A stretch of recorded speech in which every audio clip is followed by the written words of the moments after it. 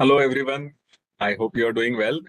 Welcome to this second live session of our course on number theory, a basic course on number theory. So Rohan says, hello, hello, Rohan. Please let your questions come. I think, every time our staff members, they give some form and by which you can put up some questions. So in the spreadsheet, there are some questions. So similarly, there were questions in the previous session also. And I explained them whenever I got some time in between the questions which were coming through the live stream.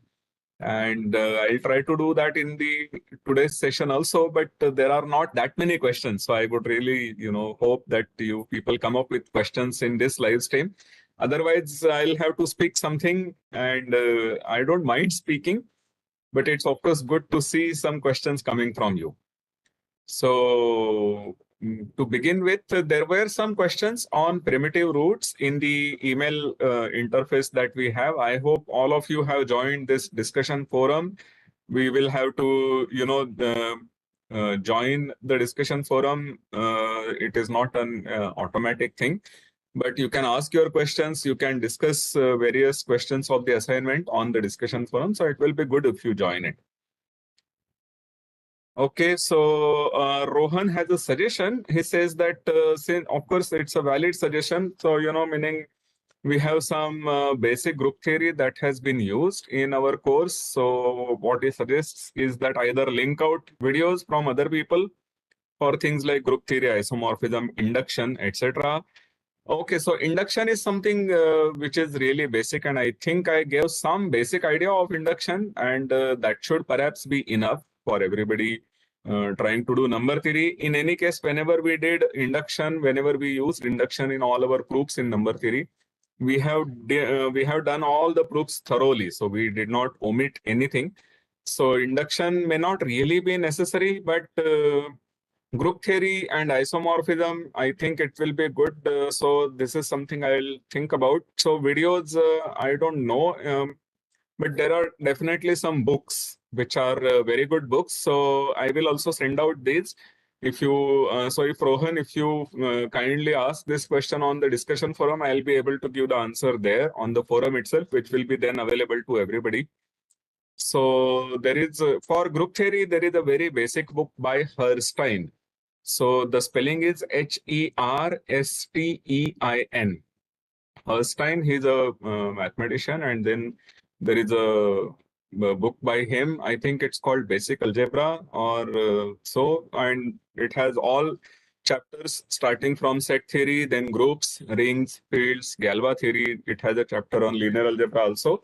And the problems from Herstein, that's why I'm specifically suggesting this book. The problems from Herstein are supposed to be really very good.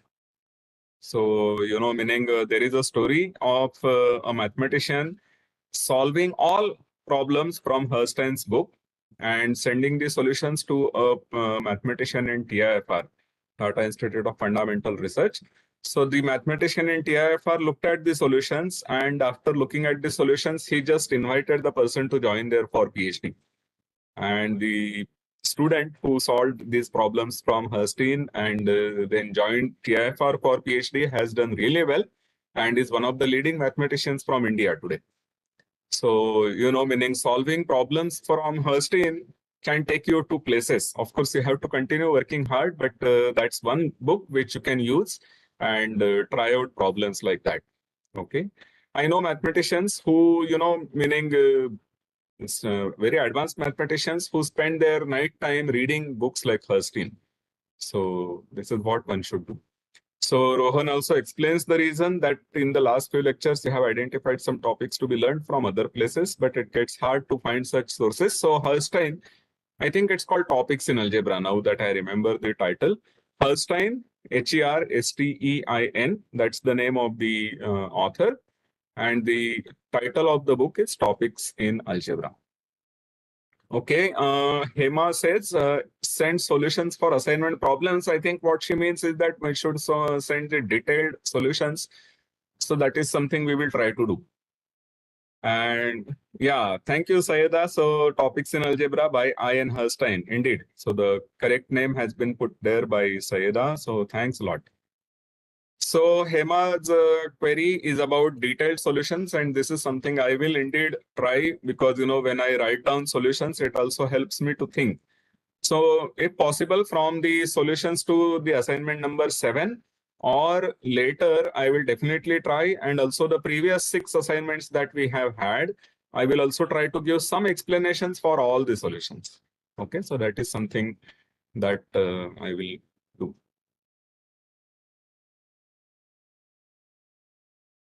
Okay, so Rohan has one more question. In the weekly assignment, there are questions which test knowing the result.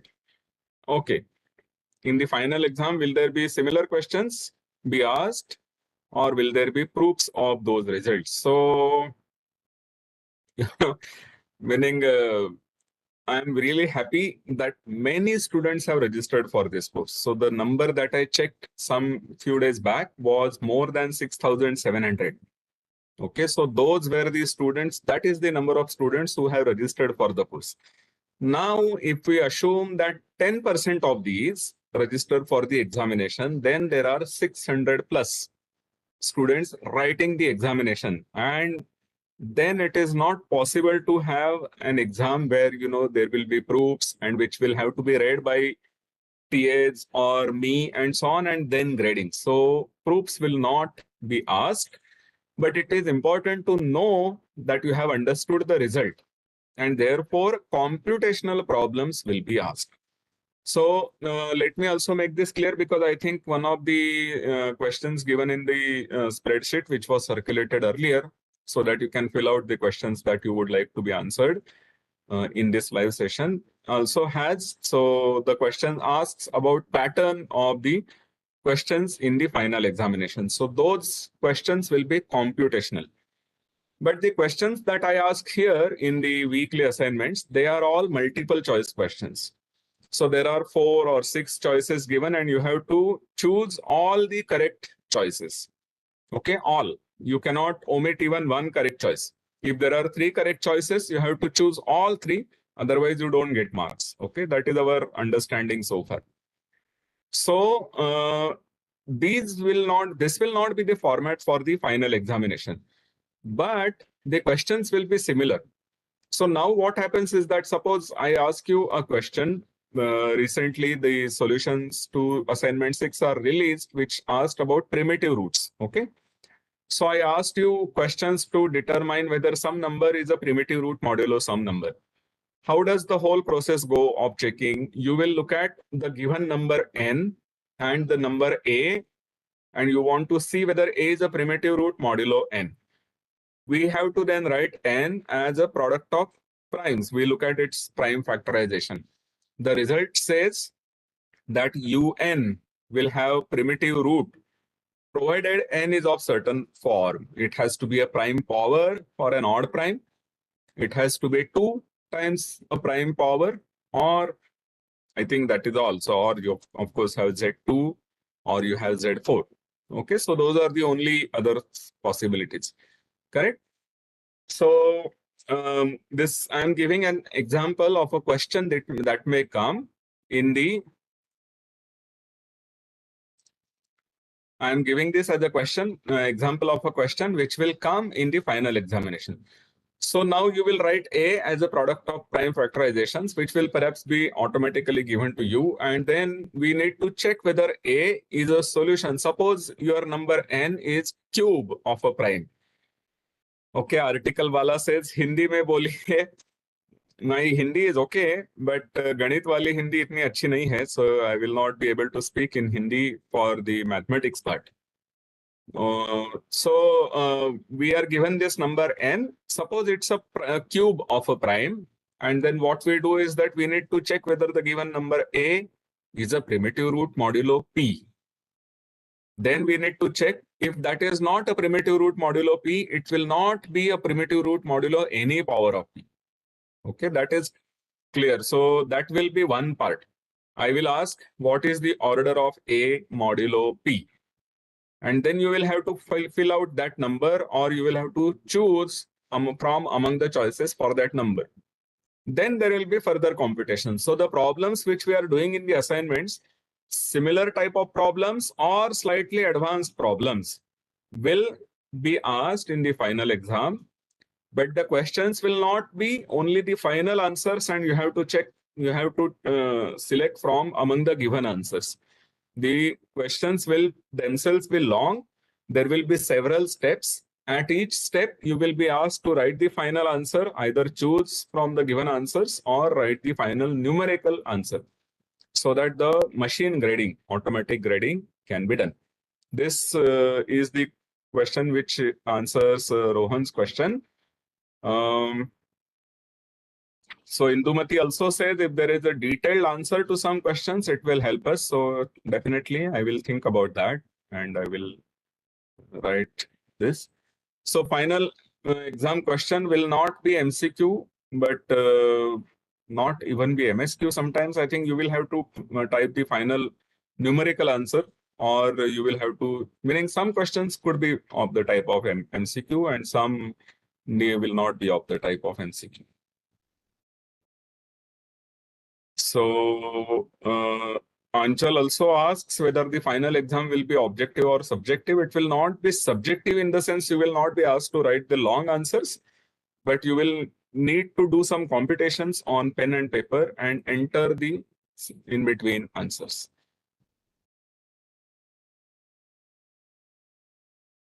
So Rohan also asks one more question about calculator. I believe there is a calculator which is provided in the computer itself. So this is something you can check independently from NPTEL, but I believe there is, I understand sometimes calculators are needed and well, it's not so huge, but yeah, I understand. Meaning sometimes calculators may be needed. They will be useful in easing out some calculations. So sure. So Shiv said in your session itself, kindly do some problem in detail, which will help us to solve assignment questions. But these kind of problems have already been done in lectures. So, spending the live session should be for, some insight or some other philosophical comment that people would want to see, or questions like this, what is the final exam question paper pattern and so on. I think that would be the better thing. If I try to do some calculation here in detail, that will already eat up 20 or 25 minutes of our live session. We have only 3 such live sessions, all for 1 hour. So we don't have that much time to do the explicit things. So sorry, Shiv, I think we cannot have detailed solutions here, but what we will try to do is to have a PDF file and try to upload them.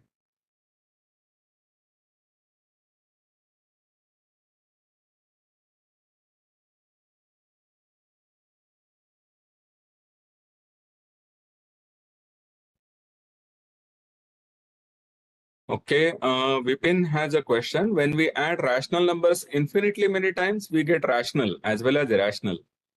Is there any way to decide when it will be rational or irrational? Does it mean closure property fail? So no, closure property is there only for finite sums, and closure property holds only for rationals. Closure property does not hold for irrationals. Okay, because pi and minus pi, these are both irrational numbers, but their sum is 0, which is not an irrational number. So irrationals don't have closure properties. Rational numbers have closure properties, which just means that if you add rational numbers finitely many times, then you are going to get a rational number. Okay, that is the closure property. When we are looking at infinite sums, it should be seen as a limit of a sequence. And when you are taking limit of a sequence, then the limit can be anything. It can be a rational number or irrational number. And there is no shortcut, meaning if you want to know what it will be, if the rationals that you are summing, if there is a pattern, then you could perhaps try to solve the pattern and see what the formula gives you, whether it's a rational number or irrational number. But often it's not very clear how this whole thing happens. I think, you should also perhaps know that there is something called as a the name of the theorem escapes me, but there is a very important theorem. Perhaps Weierstrass' name is associated to that.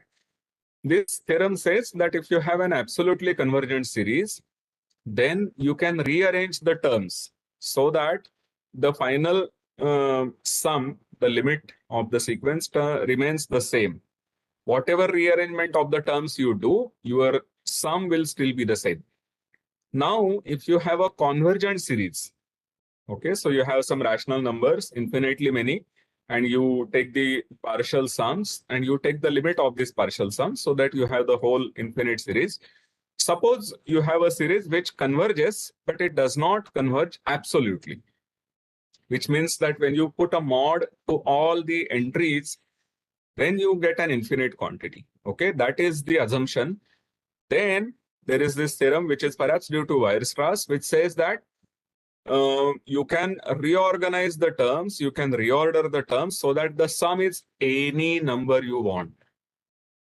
So in particular, to answer Vipin's question, if you happen to have a convergent but not absolutely convergent series of rational numbers, you can just reorder the term to get anything you want. And therefore, there cannot be a formula just by looking at the terms to tell you what is the final sum. Okay, so the final sum cannot be guessed or determined. You have to solve, meaning sometimes, life has such a thing that there is no shortcut.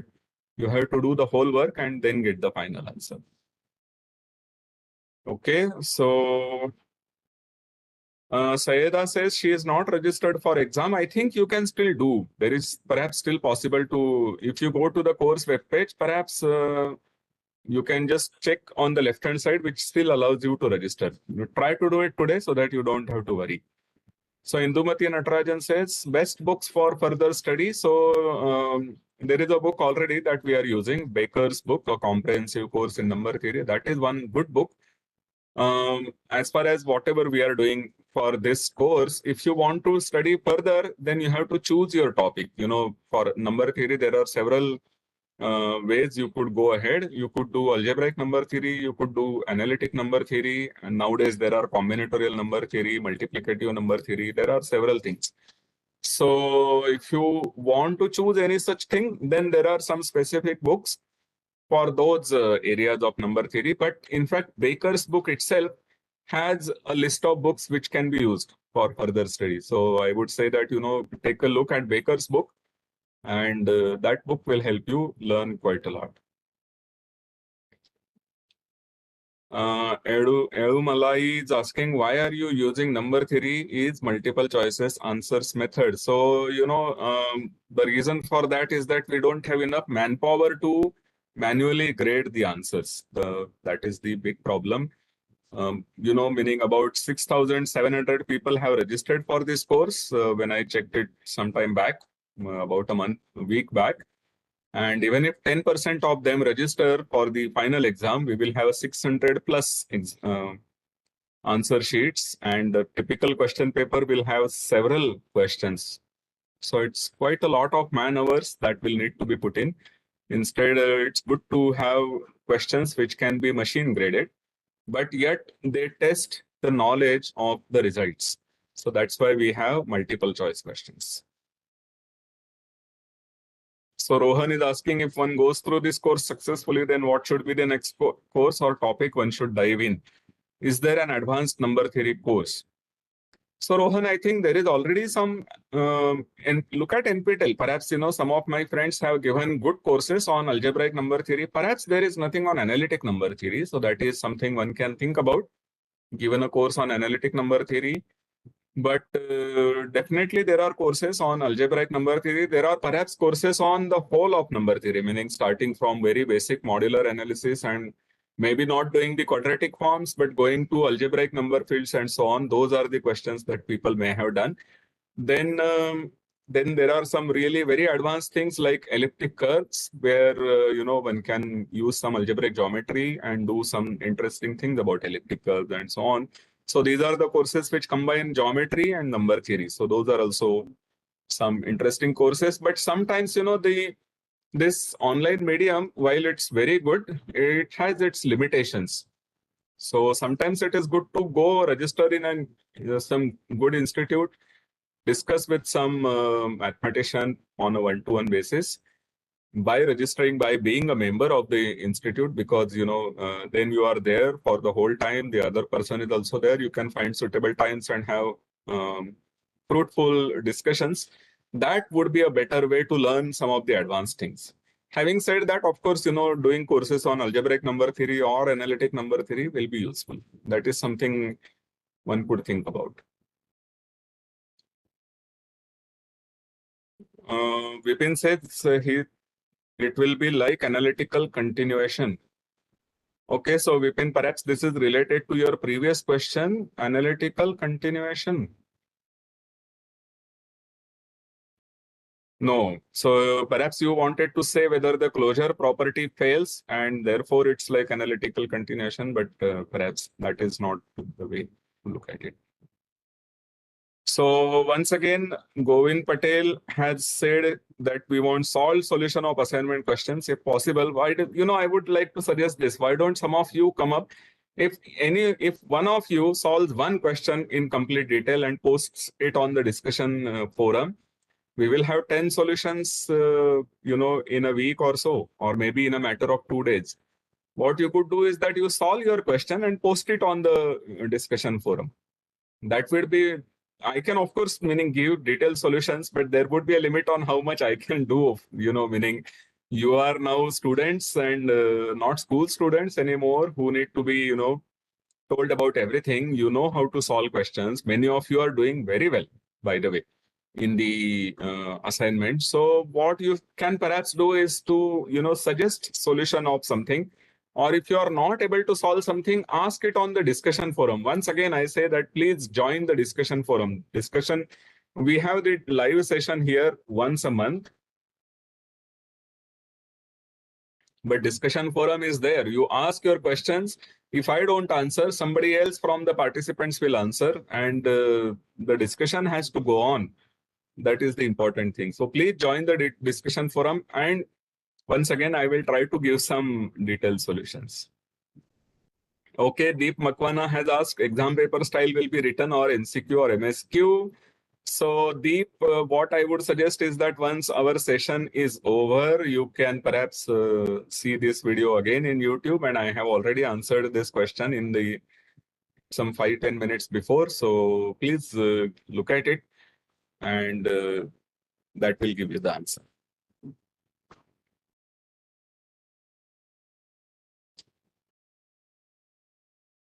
So yeah, meaning coming back to Rohan's question, until we have any more further questions, analytic number theory or algebraic number theory, both would be good choices. Yeah, one could think about doing such things.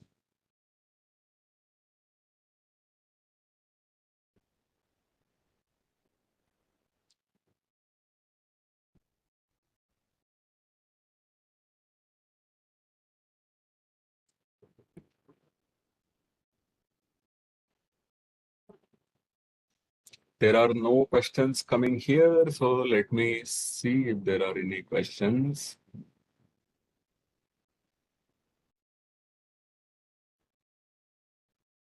So I think most of the questions that have been asked in the sheet have already been discussed here. So if there are no questions, I will get into some, another discussion here, some kind of a discourse, which would not be really structured because I will have to make up something on as the time goes by.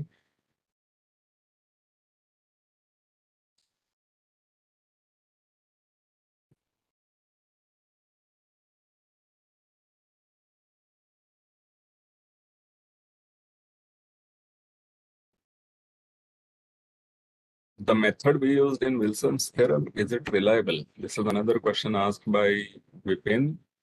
And Rohan is asking, has modulus concept been tried to solve famous conjectures like twin prime or collards? Perhaps are you actually trying to solve some problems currently? Okay, so Vipin's question, of course, the method is reliable, meaning unless the method is reliable, we will not use it. It can definitely be used. Yeah, even if we take p equal to 11, Wilson's theorem, the method will still apply, I believe. If there is any explicit counterexample, then, please write the counterexample and we will think about it. Rohan's question is, so there are these very famous conjectures, like the twin primes conjecture or the Collard's conjecture. So one thing, when we start out as PhD students, then the first thing our advisors tell us is to not spend time on very famous questions which have been open for a very long time. Now it can happen that there might be some idea which will come from somebody and the questions will be solved. That is certainly a possibility. Nobody denies that possibility, but it's also very likely possible that somebody may just end up working on such questions for 10 years without getting anywhere. So when you are starting out as a PhD student, you would be expected to write papers, get your thesis, get the PhD degree. Then you are expected to do postdoc, which is like going somewhere else, working independently, showing that you can work independently. You have results which can be proved independently by you, which will then allow you to join some place. You will apply for jobs and so on, and you will get a job. Once you have a job, of course, there are other pressures. You have to teach, you have to, guide students, you have to be in committees, you have to take decisions on various other things. And in addition, you have to do research. So, of course, it is very tempting to think about these kind of problems. Pollard's conjecture and twin primes. Maybe I should just explain what these two conjectures are. So, twin primes conjectures is as follows. I think in one of the assignments, there was a definition of a twin prime. So, twin primes are two consecutive odd integers which are both primes. Okay, so 2 and 3 is not a pair of twin primes, but 3 and 5 is a pair of twin primes. 5 and 7, this is a pair of twin primes. And then you have, meaning then there could be 29, 31 and so on. So there are 11, 13, 17, 19. So there are quite a few twin primes which are known. Now the question is, whenever you have a set of integers, the natural question that one will have is whether this set is finite or whether the set is infinite. Now, there is this very nice argument to prove that the number of primes is infinite by showing that summation 1 upon p is infinite. Okay, so you take all the primes, take the reciprocals and sum those reciprocals. That is an infinite sum. Meaning it gives, that series gives you infinity as the limit. So if your whole primes were only finitely many, then this summation 1 upon p, where p is a prime, would be a finite number. It may be very big, but it will still be a finite number. On the other hand, since the sum is infinite, it tells you that the number of primes has to be infinite. So this is the strategy. You can look at summation 1 upon p, where p is one of the twin primes. Suppose you can say that you are looking at summation 1 upon p, where p is a prime and p plus 2 is also a prime. You take this sum, what does it give? So this is proved already by some mathematician, a British mathematician, I believe, using what is called sieve method, S-I-E-V-E, sieve method. And the answer says that this sum is finite. So if you are taking the sum of reciprocals of twin primes, that's an infinite or finite sum, we don't know, meaning whether there are infinitely many terms or finitely many terms, that we don't know. But the ultimate limit of this series is a finite quantity. And therefore, we don't know whether there are infinitely many twin primes or finitely many twin primes. If we want to show that there are infinitely many twin primes, getting this sum to be infinite would have been one good thing. But now that the sum is finite, we don't know. It may happen that the number of twin primes is finite, or it may happen that the number of twin primes is infinite, but the primes are situated at such a great distance from each other that when you take the reciprocal, they become very close to zero, and therefore the sum actually converges. That can happen, and therefore we don't know anything about them. There are quite a few attempts which have been made on working for this twin prime conjecture, but I think nothing has happened. There was what is called a group of mathematicians who came together under the leadership of Terence Tao, and they worked on it. So there was also this bounded gaps between primes, and it has been proved that there are infinitely many primes with bounded, whose gaps are bounded. But whether the gap is bounded by 2, whether that set of primes is infinite, that we still don't know. So there is still a lot to do. Collard's problem, this is another very interesting problem. The problem statement is as follows. You take a natural number. If the natural number is even, then you divide it by 2. Okay. If the natural number is odd, then you multiply to it by 3, add 1, so that you get an even number. And then you will, at the further stage, you will divide by 2. So the Collard's, you may call it an operator on the natural numbers. Call it Collard's operator if you wish. What it does is that for an even number, it sends it to the half of the number. And for an odd number, it will send it to 3n plus 1, where n is odd. Now, Collard's conjecture says that for any number, enough iterations of this operator will send you to 1. And this is not yet known. We don't know whether it is true or we don't know whether it is false. So nothing is known. So of course, Rohan says, perhaps, are you actively trying to solve some problems currently? Yeah, I will take the benefit of, your question being vague. I am trying to solve some questions correctly. Is it one of these 2 questions? No, I'm not working on these 2 questions. But yeah, meaning being a mathematician, I think it is my what they call bread and butter to solve problems. Number theory, Govind says, number theory is interesting if we are able to get it, otherwise becomes boring. Yeah, I think this is true for every subject, meaning if you understand what it is for, if you understand how it goes, if you understand everything about it, then any topic can sound interesting. Otherwise, everything will become boring. A very natural complaint, a very usual complaint is that history, geography in our school, sometimes they do get boring because sometimes, the teachers are not good and so on. Some people may say this about mathematics also, but again, sometimes you have a flair for certain things and you may want to do things on your own way. And if you are able to do them correctly on your own, then you like the subject. Otherwise, you don't like. That is quite natural. So yeah, I agree with Govind that, if we are able to understand, then it becomes interesting. Otherwise, it is not. So sieve of Eratosthenes, no. I think it was a different sieve that was used.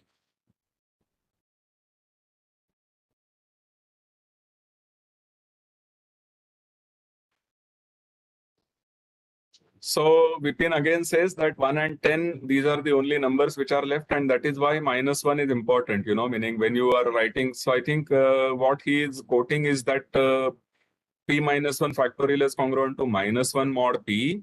So of course, when you take the pairs, so 4 and 3, they multiply to give you 1, 2 and 6 multiply to give you 1, 9 and 5 modulo 11 is 1, 7 and 8 modulo 11 is 1, and we are left with 1 and 10.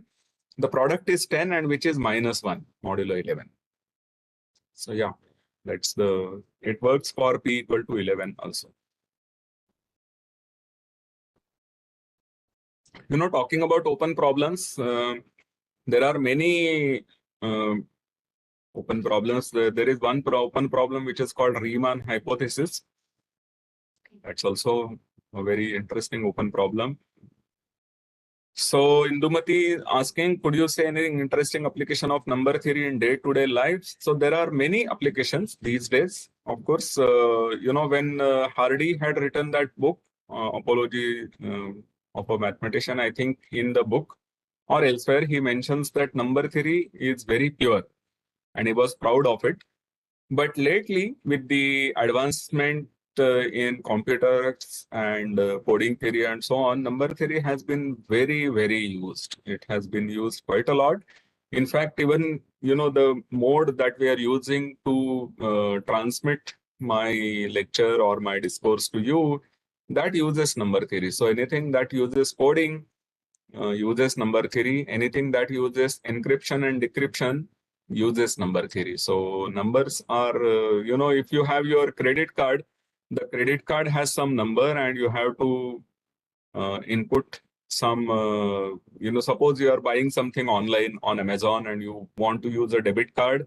And the moment you write the number, sometimes the Amazon website says that the number is wrong. And why does it say that? That is because the reason is not that Amazon has the list of all possible debit cards which are issued to all the users throughout the earth, but the numbers are expected. The numbers on the debit card are expected to satisfy some certain congruence relation. So, meaning there are some websites where you can read about it. So if you take the first and third and fifth and seventh, if you add them, and you multiply it by the second and fourth number added together, then it has to be equal to the seventh or sixth number. There is some nice relation between them, which can be checked easily by these machines. And then it can tell you whether the number is incorrectly entered or whether it is correctly entered. If the number is correctly entered, then it is one of the possible numbers of a debit card. And then, of course, it will go through the password and other things. So number theory is used quite a lot in many such simple ways.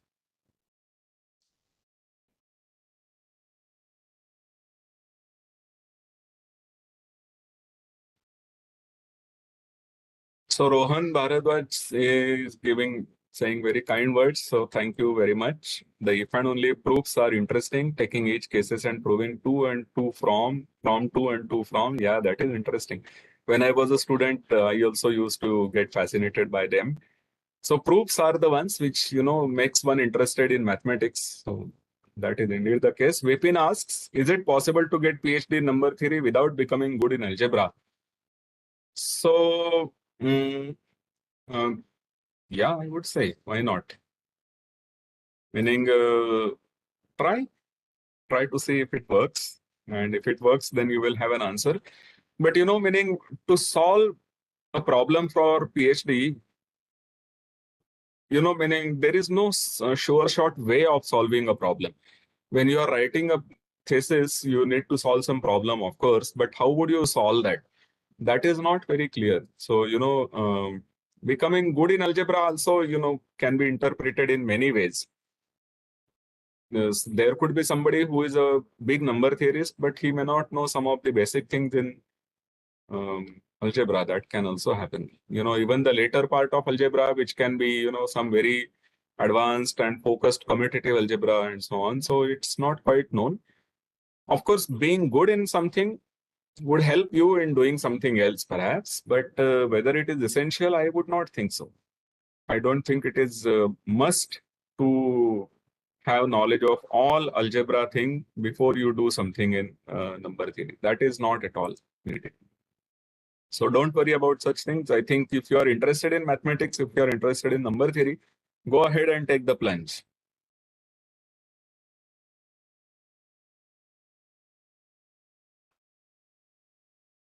So I was saying that there are these problems like Riemann hypothesis, which are also open problems, and there are these millennium problems. So Clay Math Institute has given a list of 7 or 8 mathematical problems, and they have also announced prizes for them.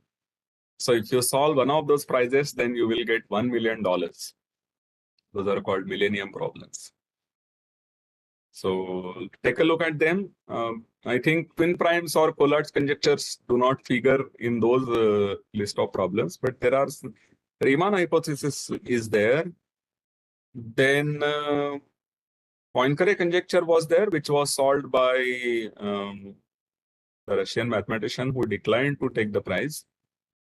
So yeah, there are mathematicians who like to solve problems only for the sake of solving them, and not for the money that is associated with that. Then there is something called Birch and Swinnerton-Dyer conjecture, which is also one very interesting conjecture. It brings algebra and analysis together. So those are some very fascinating conjectures. There is a Hodge conjecture there. Yeah, I think Navier-Stokes problem may also be one of them. So you have to just search for Millennium Problems from Clay Math Institute. Clay is Clay, C-L-A-Y, and then Math Institute, and you will find the site.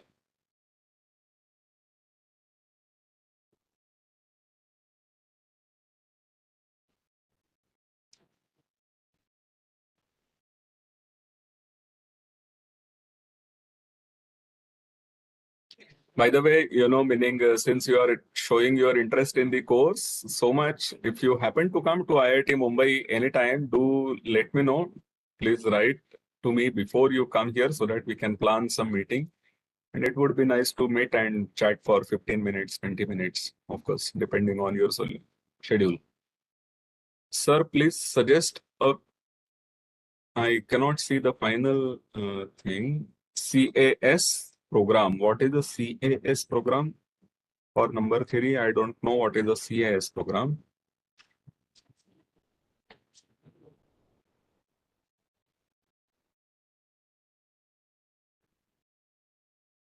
Yeah, thank you. So I don't know what is the CAS program. If you could write more details about it, then I would be happy to do it, if I know.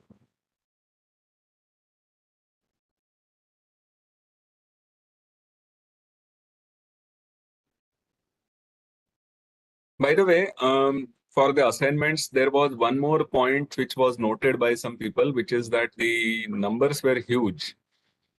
But meaning we have 10 assignments and we have 1 week or more than that for solving this assignment. So maybe, it's not a big deal to solve for those 10 assignments. What is also important is that, you have some information ready with you. For instance, once the assignment is uploaded and you get to see it, then what you can do is to write the prime factorizations at least of all the numbers which are involved. So, meaning once you have prime factorizations, then it will help you do many other problems very easily.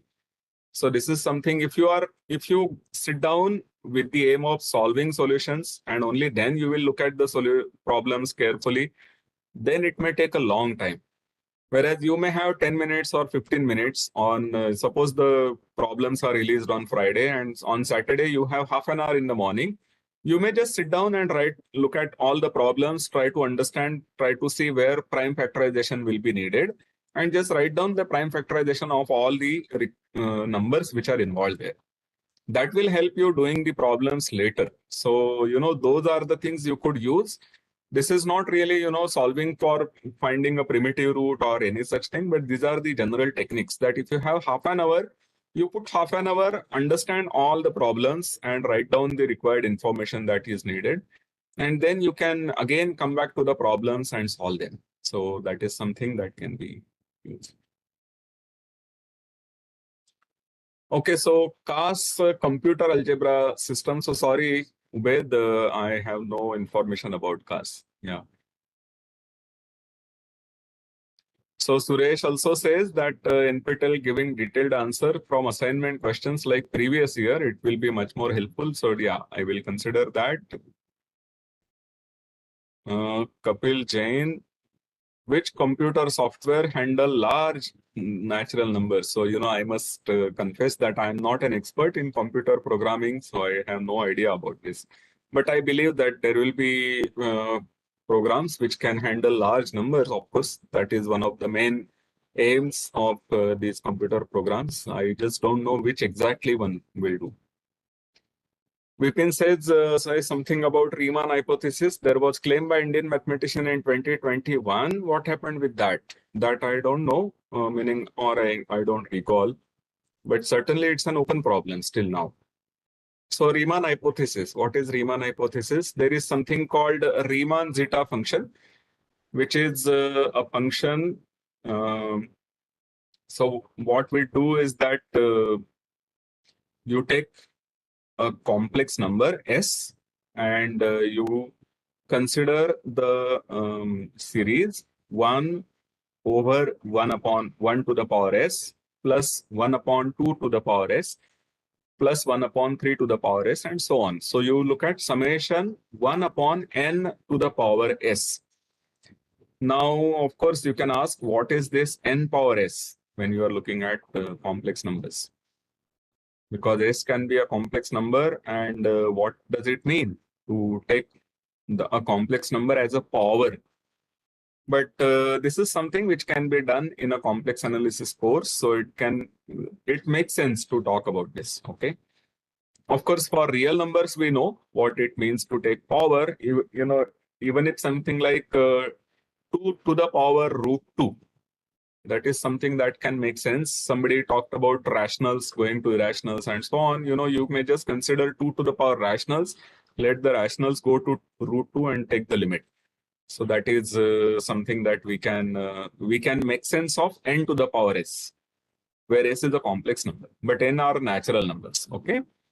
So one can prove this very easily that when you take this s, whose real part is bigger than 1, and take this sum, then it converges. Okay, but at s equal to 1, it doesn't converge because we know summation 1 upon n goes to infinity. Okay, so on the what is called half plane, you draw this vertical line, which is the real part of s equal to 1. On the right side of it, the series converges. Okay, so you get a nice analytic function. It's a function of s, a complex variable. You get a nice analytic function on the right half plane of the line, vertical line, real part s equal to 1. Now, one can ask this question whether this function extends to the whole of the complex plane, perhaps with some singularities. Okay. So this is what is called analytic continuation, which was also mentioned by Vipin, I think, some time back. So this function does extend to the whole of the complex plane with singularities at the point s equal to 1 and the point s equal to 0.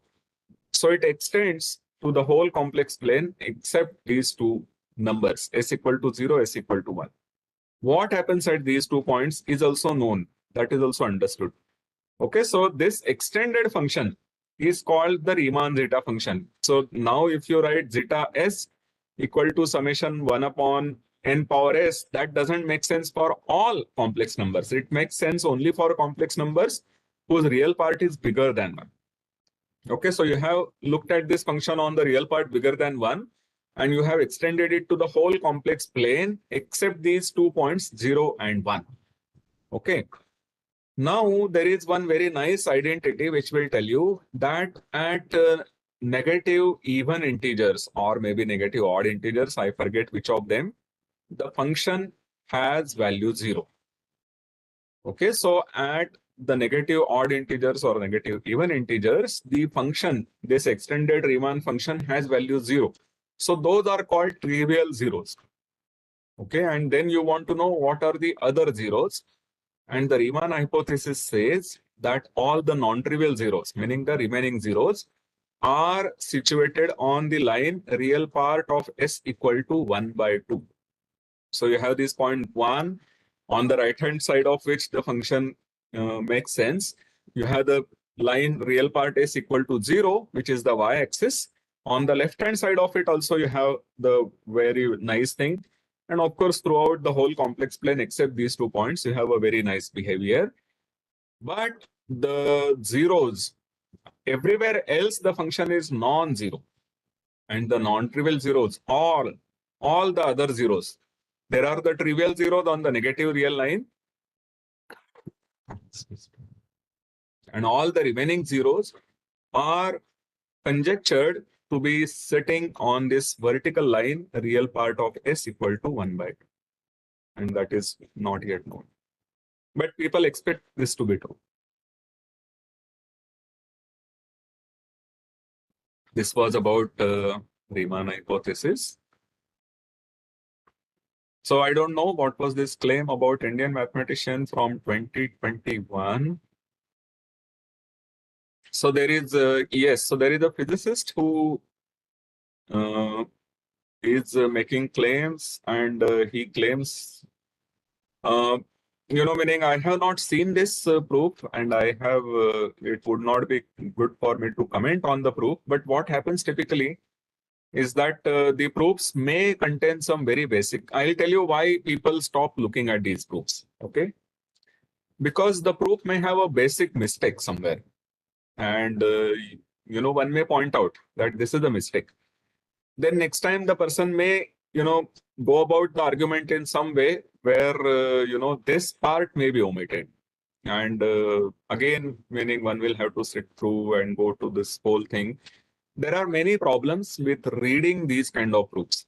One of them is that it's not written in a what is called formal mathematical language, meaning it's not written in the statement, definition, statement, lemma, proof, these kind of styles. It is not written in this way.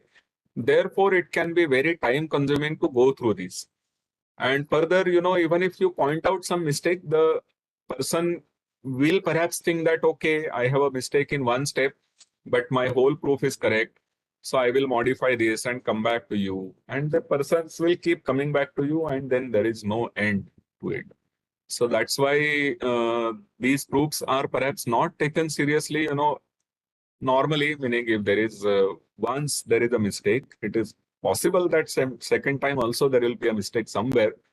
And so people stop taking such proofs seriously. Of course, I think what he has claimed is that several people have read his proofs and they have all claimed it to be correct. But to best understanding of my knowledge, this theorem the proof has not been submitted to any research journal, and it has not appeared in any journal so far. So we don't know.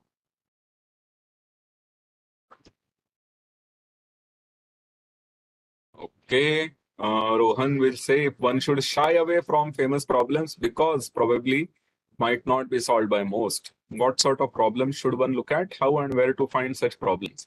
Problems exist everywhere, meaning no one can say that her life or his life is free of problems. That cannot happen. Problems are there everywhere. There is, in fact, a very famous, yeah, so Vipin has kindly given the name, but good. So there is, in fact, a very famous saying, which is that if there is a very difficult problem which you cannot solve, then there is an easier problem which also you cannot solve. Maybe Polya has said this. So, meaning there are difficult problems, okay. But what one should be interested in is, you start getting into some subjects, say algebraic groups or elliptic curves or arithmetic geometry. You get into these areas, you learn some basic thing, or even algebraic number theory. So, meaning you get into these, you learn some basic material. And once you learn some of these things, there will be some natural questions which will come to your mind. And if those solutions are not already known, then those are the problems you can work on. Meaning even to, you would have realized just now when I talked about Riemann hypothesis, that unless you know about something about analytic continuation, complex analysis, analytic function, until you know about it, the Riemann hypothesis as a theorem or as a proof or as a problem will not occur to you, or it will not make sense. So to even make sense of something, you have to know the basics of it. Meaning now Vipin's surname is Kohli. So if you want to appreciate what Virat Kohli does, you have to at least know some basics of cricket. You have to understand how fast the bowlers will be bowling, and how difficult it is to score so many runs, how difficult it's to play across all countries, Australia, England, and do well, South Africa, New Zealand. So you have to know something. To appreciate something, you have to know some of the basic things. And I think the same would also go, and some same would hold for mathematics also. So it is looking for problems is something that we should try to do, but it's also important to learn some basic things. So that is also something that one should, keep doing. Okay. So I have been told that there are only 5 minutes remaining for our session. But of course, meaning I don't mind going for 6 minutes or 7 minutes.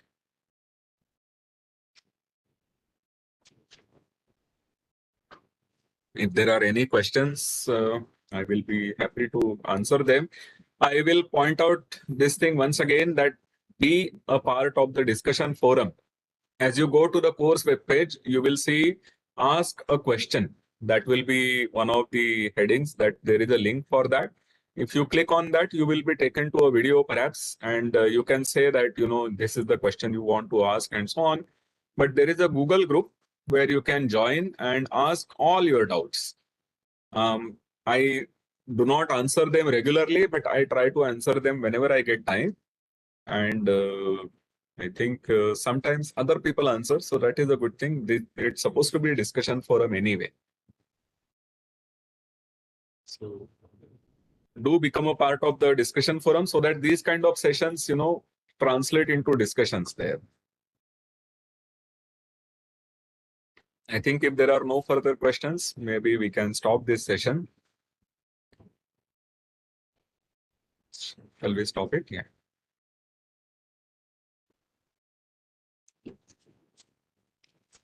Bye.